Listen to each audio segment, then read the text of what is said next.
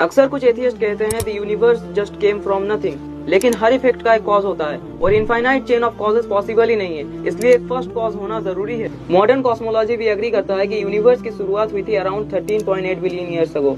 जो भी चीज एग्जिस्ट करना शुरू करती है उसका एक कॉज होता है और यूनिवर्स ने भी एग्जिस्ट करना शुरू किया तो यूनिवर्स का भी एक कॉज होना जरूरी है। दिस मीन्स हम एक एंडलेस चेन ऑफ कॉजेस नहीं मान सकते, कहीं ना कहीं एक फर्स्ट कॉज होना ही चाहिए जो अनकॉज्ड, इटर्नल एंड नेसेसरी बीइंग हो। And this first cause is what we call God. इस वीडियो के अंदर अशफाक भाई ने जो आर्गुमेंट्स दिए हैं मैं उनसे डिसएग्री करता हूँ and let me tell you why.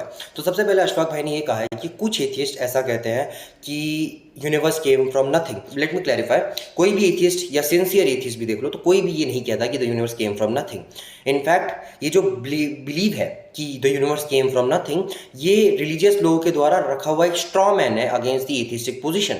कोई भी साइंटिस्ट या फिलोसोफर या एथियस्ट ये नहीं कहता कि the universe came from nothing. In fact बड़े बड़े साइंटिस्ट जैसे कि लॉरेंस क्राउस वो तक अपनी किताबों में स्पेसिफाई कर चुके हैं कि जब वो नथिंगनेस की बात करते हैं तब उनका मतलब ये नहीं होता कि मेटाफिजिकल नथिंगनेस से यूनिवर्स आया या फिर ऑन्टोलॉजिकल नथिंगनेस से यूनिवर्स आया, नहीं। उनका मतलब होता है क्वांटम फ्लक्चुएशंस या कोई और चीज़, ठीक है।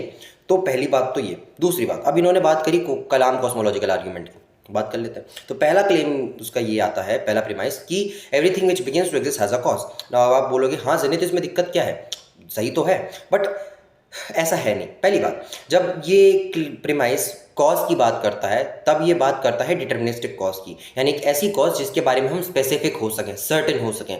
जैसे कि अगर मैं कहता हूँ कि एक बच्चा पैदा हुआ है तो ऑब्वियस सी बात है उसका पैदा होना एक इफेक्ट है और उसके पीछे एक कॉज होगी और वो कॉज उसके पेरेंट्स हो गए, मैं इसके बारे में सर्टेन हो सकता हूँ, राइट। बट जब हम बात करते हैं इसको पूरे यूनिवर्स पे अप्लाई करने के लिए, यूनिवर्स के अंडर अप्लाई करने के लिए, तब उसमें प्रॉब्लम्स आ जाती है। मैक्रोस्कोपिक लेवल पे तो आर्गुमेंट बहुत अच्छे से काम कर जाता है, लीनियर कॉजालिटी और डिटर्मिनिस्टिक कॉजालिटी साथ में सही काम कर जाती है। पर जब आप क्वांटम लेवल पे जाते हो जैसे कि रेडियो एक्टिव डीके या फिर वर्चुअल पार्टिकल्स, वहाँ पर ये इतना अच्छे से काम नहीं करता, वहाँ पर ये इसमें फ्लॉज आ जाते हैं और वहाँ पर डिटर्मिनिस्टिक कॉजालिटी अच्छे से नहीं आती।